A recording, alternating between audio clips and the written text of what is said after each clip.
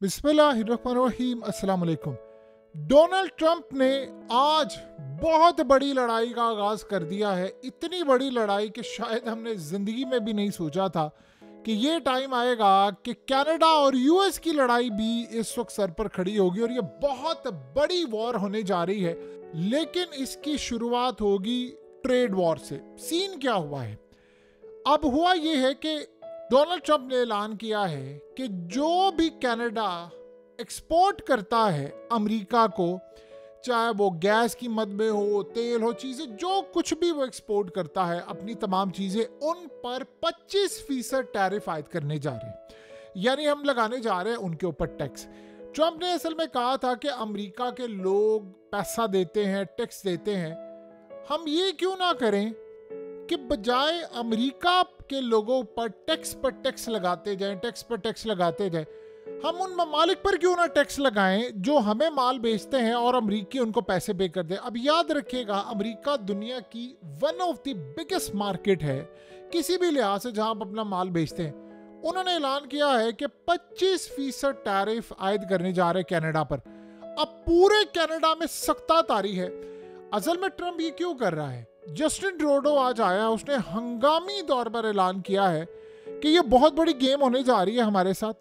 Trump असल में एक लड़ाई और जंग का, वॉर का आगाज कर रहा है। फिर हम भी लड़ेंगे और हम ऐसा लड़ेंगे कि आप सोच भी नहीं सकते। आपको पता है कि कनाडा ने 100% टैरिफ आयद किया है चाइना की इलेक्ट्रिक व्हीकल्स पर, इलेक्ट्रिक कार्स पर, और उससे भी बढ़कर चाइना के साथ साथ उसने टेस्ला पर भी यानी टैरिफ आयद कर दिया था। यानी वो उनकी मार्केट तितर बितर हो रही थी। अब आप सोचे 100 गुना कीमत बढ़ जाए तो फिर क्या होगा? ट्रंप ने कह दिया मैं ये काम करूंगा, जो मर्जी हो जाए, मैंने ये काम नहीं पीछे छोड़ना। असल में वो ये कह रहा है कि कनाडा को यूएस को बेच दो, यानी कनाडा पूरे का पूरा यूएस के साथ शामिल हो जाए तो ये 51 स्टेट बन जाएगा। यानी हमारी 50 स्टेट्स हैं ऑलरेडी, तो ये एक और रियासत हो जाएगी। तो उसने कहा कि ट्रूडो छोड़ो, यहाँ फारिग हो, यहाँ पर मैं गवर्नर लगा दूंगा। तो इस सूरत हाल में आपको पता है ट्रूडो वैसे ही फारिग हो रहा है। तो अब कनाडा ने ये कहा है कि अगर ये सूरत हाल है तो फिर लड़ाई होगी, बहुत बड़ी लड़ाई होगी। उसने कहा अमेरिका को जो हम माल देते हैं, ये माल असल में वो लेने के लिए अब जाएंगे रूस से। रूस के पास गैस है, ज़खायर है, तेल है, और सारी चीज़ें कनाडा से आती हैं, वो असल में रूस से आना शुरू हो जाएंगी।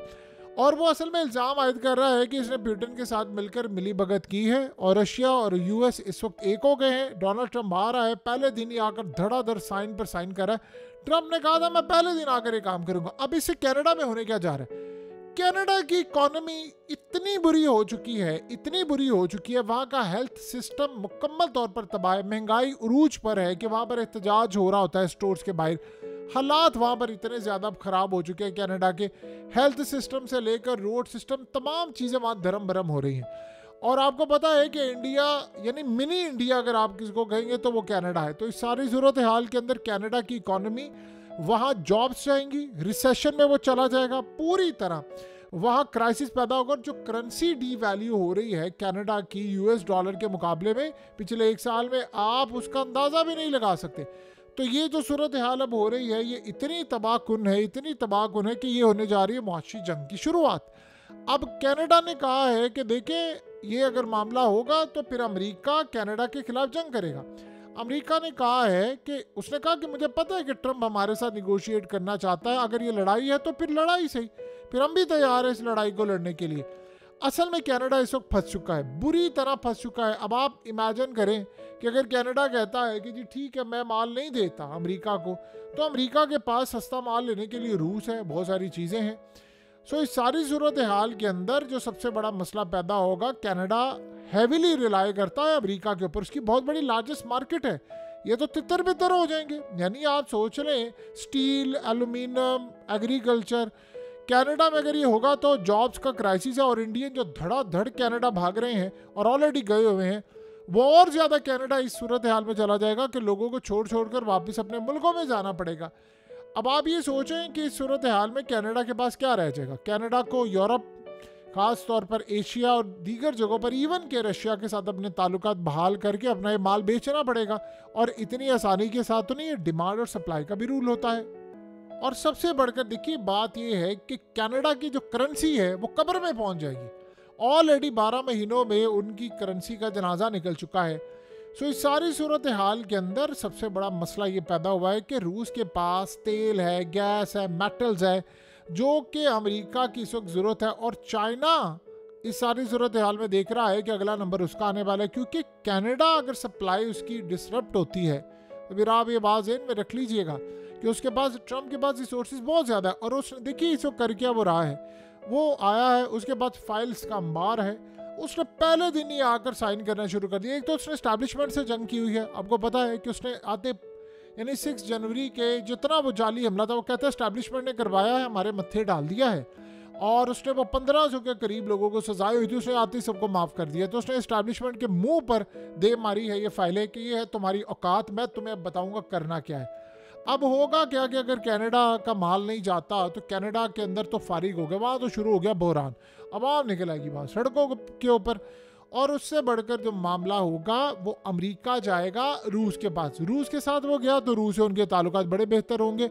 और ये जो जंग छिड़ी हुई है यूक्रेन वाली, इस जंग का तो आप समझ रहे जनाजा निकल जाएगा। अब रूस को क्या चाहिए, देखिए अंधे को क्या चाहिए, अंधे को चाहिए आंखें और मार्केट।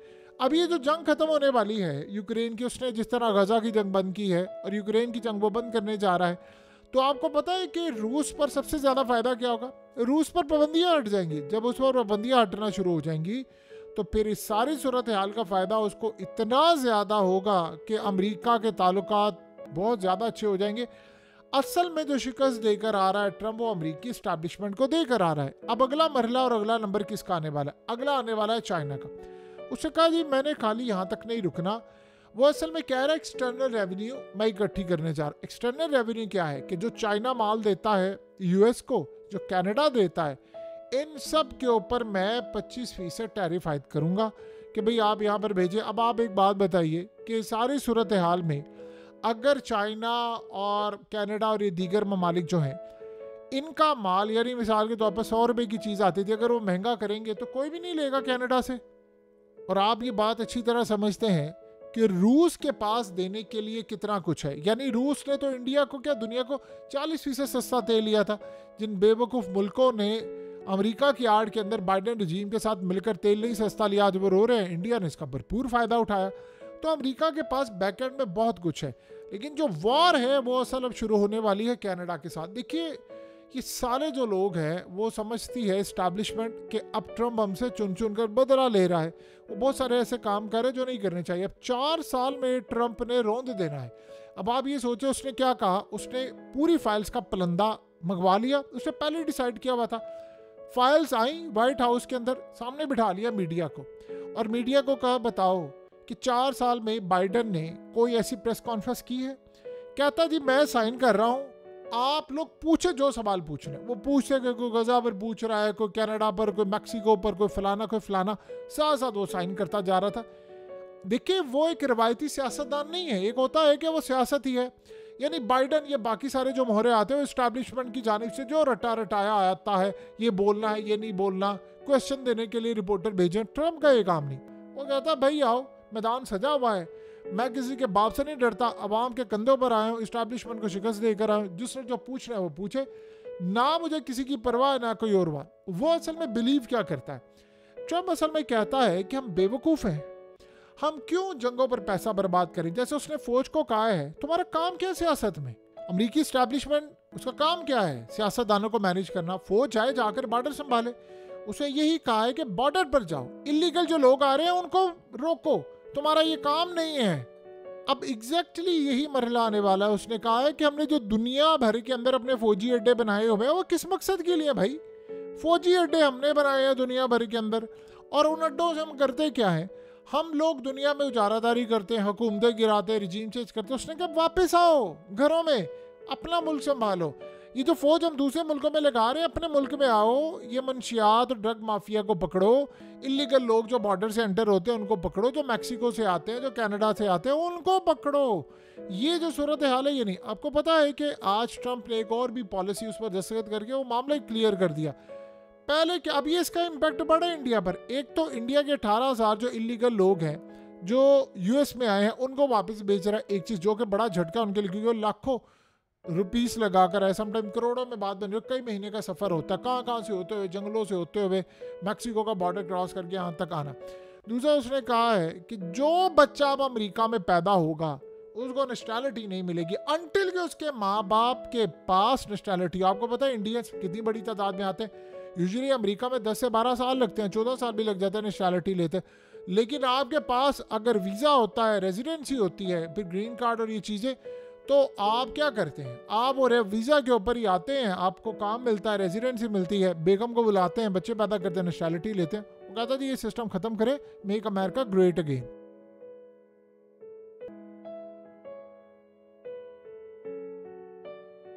हकीकत टीवी को सब्सक्राइब करना मत भूलें, वीडियो को लाइक करें, शेयर करें और कमेंट सेक्शन में अपनी राय का इजहार ज़रूर करें।